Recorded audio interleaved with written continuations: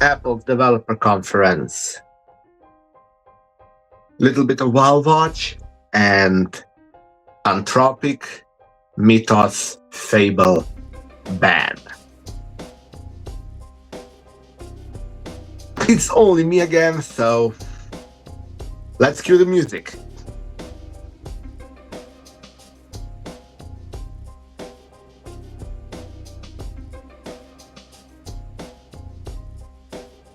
Hello, everybody. Yeah, it's just me again, and I'm really sorry. Maybe I'll convince Josh to do one on his own, just so I get a bit of break.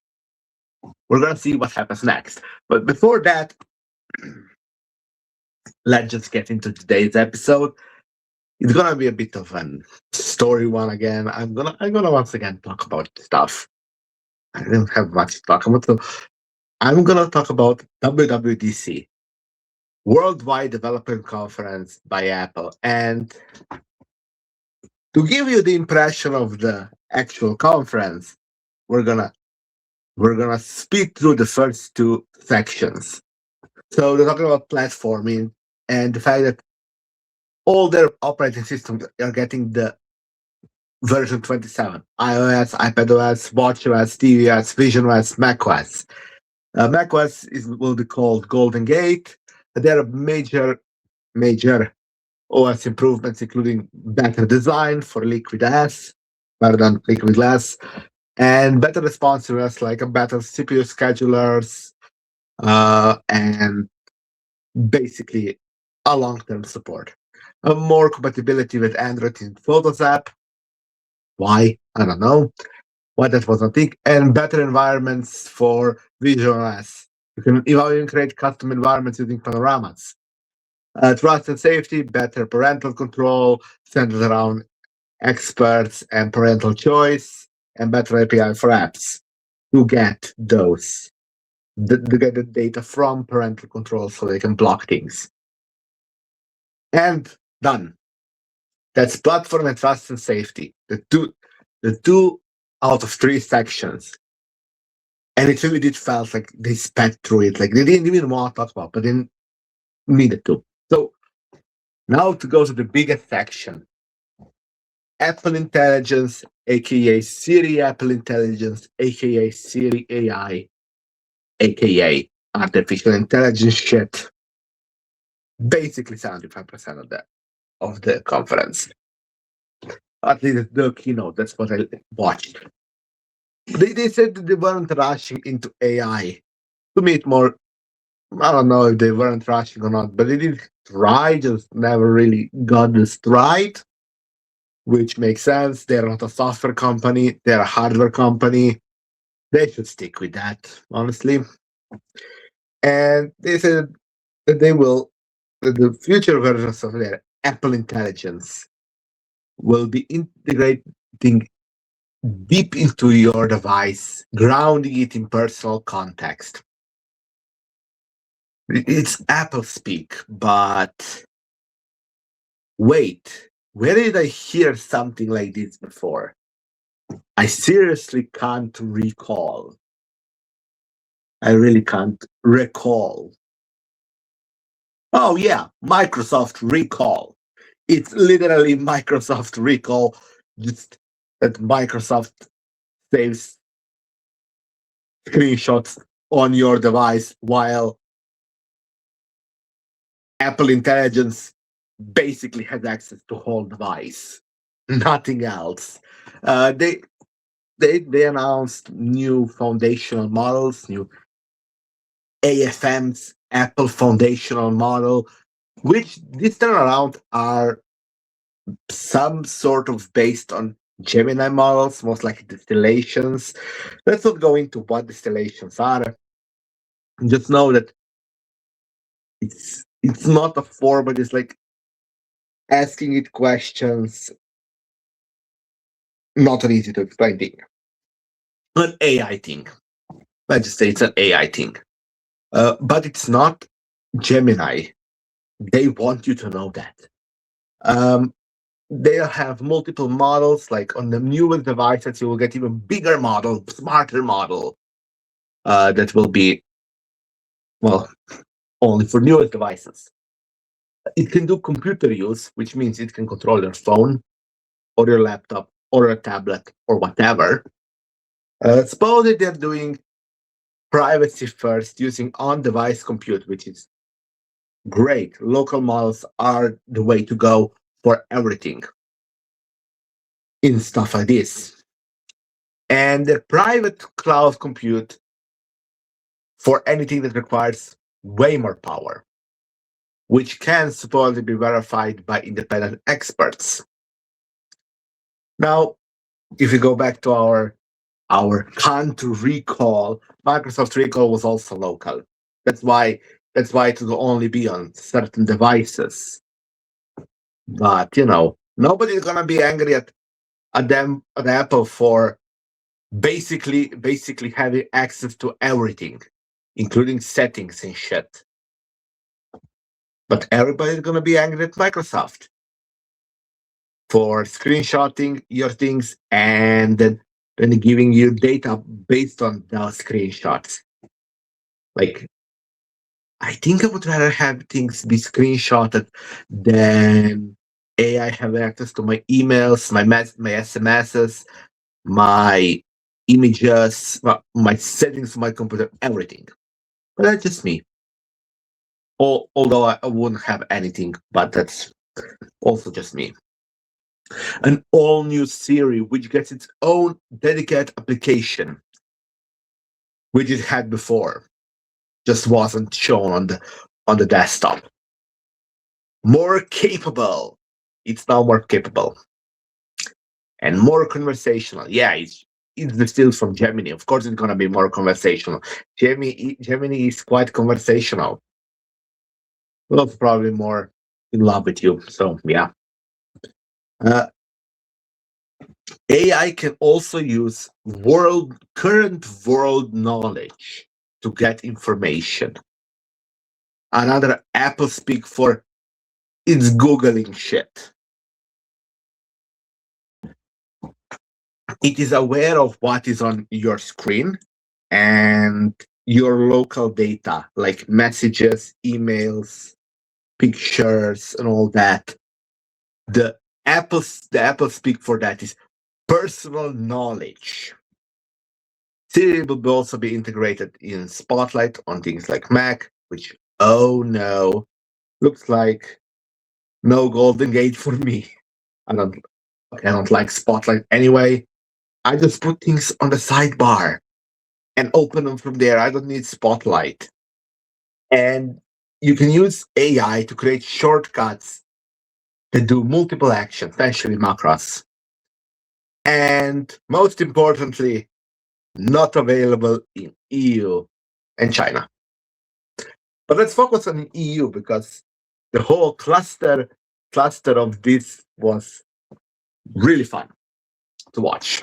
Before World Cup started, when people started talking about World Cup way too much, and not about the amazingness that is DMA that was let loose on Apple. So, yeah, essentially, when Apple was creating this Siri Apple Intelligence, as it's called Siri AI, and in the Apple world, AI means Apple Intelligence. So it is called Siri Apple Intelligence. Sorry. At least based on my notes. Maybe they think it's artificial intelligence, but well, they told me AI means Apple Intelligence. I can't help myself. So basically, apparently, Apple got hit by DMA. So how did it get hit by DMA? Well, simple it is what happened that day. How to explain this?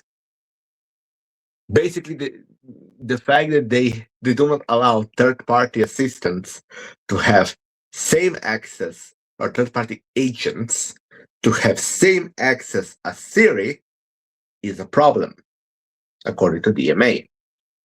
Anti-competitive and shit. So, Apple created TSA, Trusted system agent. Basically a permission gate for agents. Problem is that, as far as I can gather, based on public reporting, Siri wouldn't go through TSA, which is what, yeah, I know it's funny to say, EU Commission didn't like. And they said no. And Apple was like, we want privacy. You cannot have a permissionless system. At which point I believe there was a breakdown in communication. Oh, Apple also wanted to do a gradual rollout in Europe. So feature by feature. So the problem is that Siri can access your data without any kind of permission system, while everybody else would have to use permission system if there would be anybody else. That's very anti-competitive in my opinion. And, well, honestly, I don't know what the right answer is. Well, actually, I know, but let's not go into it. Actually, the funny thing is that Apple was basically fighting a different fight than EU Commission. This is based on everything I read. And they both put some sort of statement out. And Apple basically accused the European Commission of basically being the bad guys, while the European Commission said, or at least a guy from the European Commission said, it is not us, it is them deciding that want you to have it. Simple as that. Because based on everything I read, all the European Commission wanted that every agent was on the same playing field, which, let's be honest, is a good thing. Honestly, the problem with the argument of privacy that Apple put forth is that it's not actually even true. The same things can happen on your laptop or your MacBook. Guess what?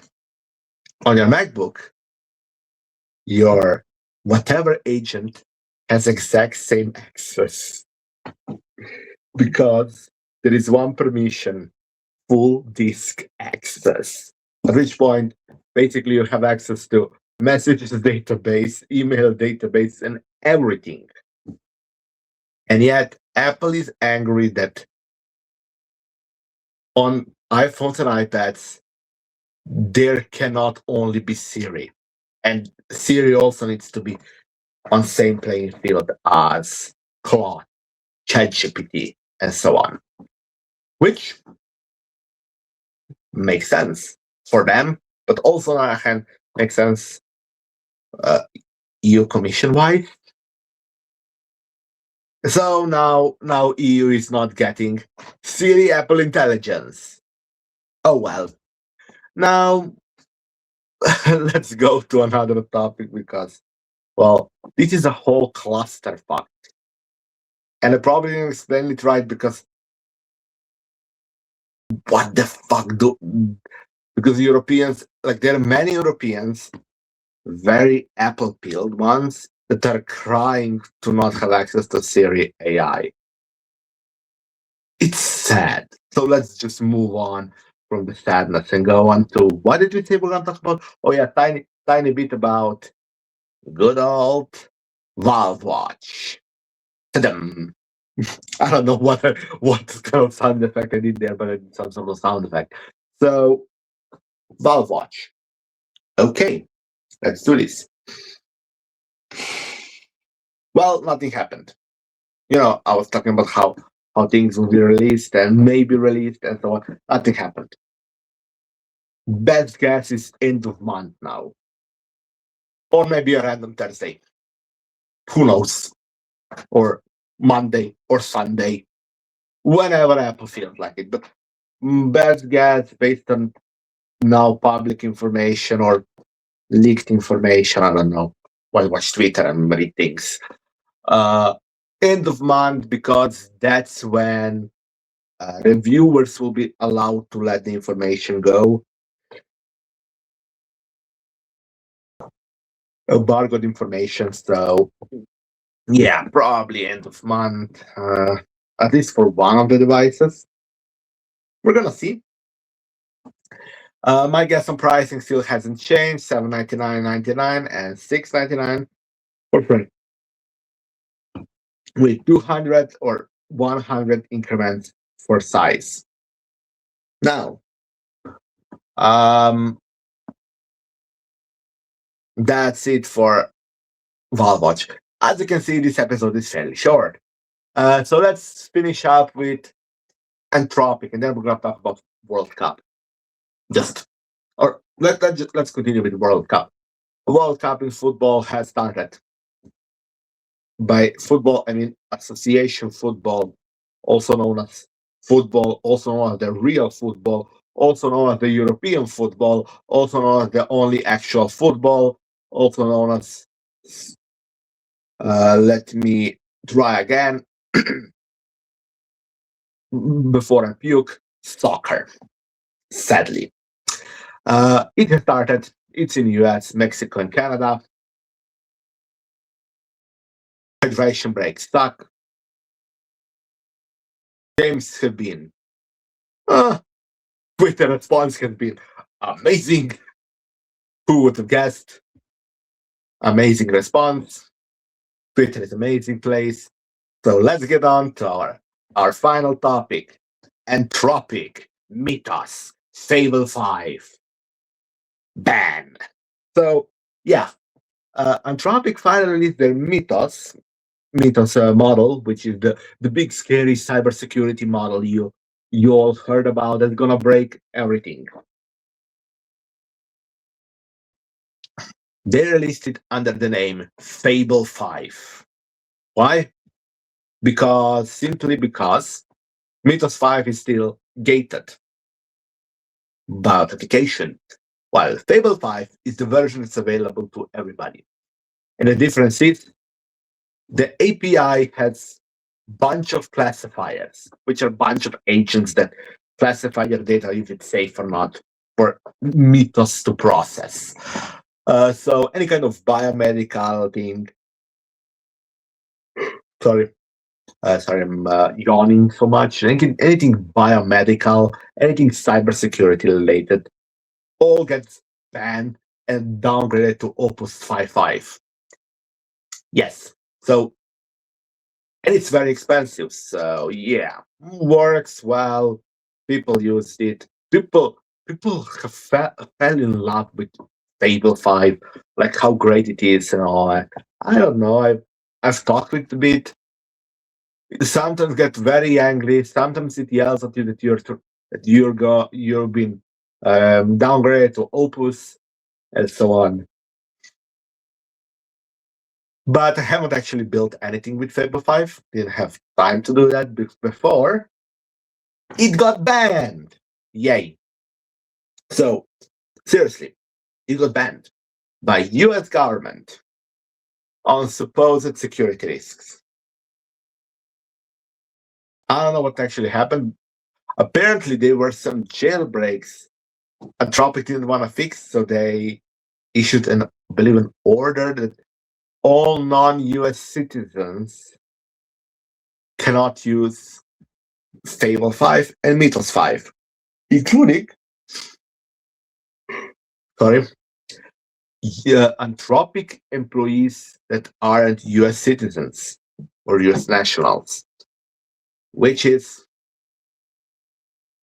interesting choice, but yeah. And because there is no way Antropic can check this currently, they just removed access to Fable 5. So now we don't have access to Fable 5. Me, of course, not, but everybody else don't have as well. Well, yeah, that's what happened. No Fable 5 for anybody. Apparently it was a good model. it was good while it lasted. And yeah, my recording just hit 20th minute mark, and I am basically done. I don't know what to talk about. Since I have some time, if anything sees my fancy, I'm gonna just Google tech news.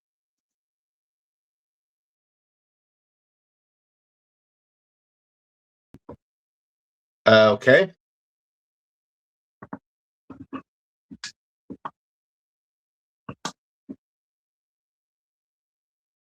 Um, um, um,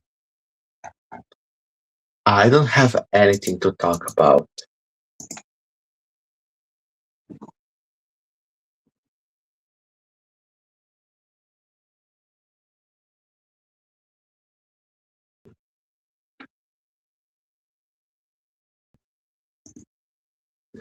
Well, I don't know what to talk about.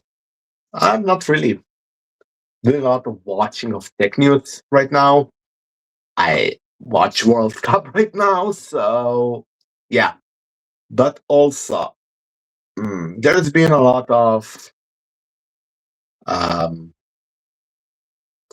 a lot of fun stuff with World Cup. But I bet you want to check on Twitter for that. But in general, like World Cup is an interesting thing. It's the most watched sports competition on the planet. 48 this year, 48 competing nations. I recommend you watch at least few matches, especially probably the finals. Well, thanks for watching, guys. I really don't know what to say. It's way too, I don't know what to say. So, thank you guys for watching. Don't forget to like, subscribe, comment. If you're on YouTube, if you're on our own website, thank you guys for watching. Tuxbase.com. Our main source of truth. If you are on any of the podcatchers, great for you. And again, if you want to have direct access to our feed, showthetime.com/live at NTA. But you can just select and then you can find our feed. And well, you can check out Patreon, where we have our own with $20 or something tier and $5 a month tier. Check it out. You get free access to, if you join and pay, you get free access to, or you get, of course, it's paid access. What am I talking about? You get access to our amazing premium feed, which sometimes has additional content and high quality audio. So if you're an audiophile, I recommend. It's like several times more bitrate. And finally, check out mine, Josh's YouTube channels, youtube.com/bigpod at Bigpod and youtube.com/10liche, I think. Beautiful and amazing content from both of us. Although old content in most cases. Well, it's been like a 20-minute episode. I'll see you next time. Record time. Goodbye.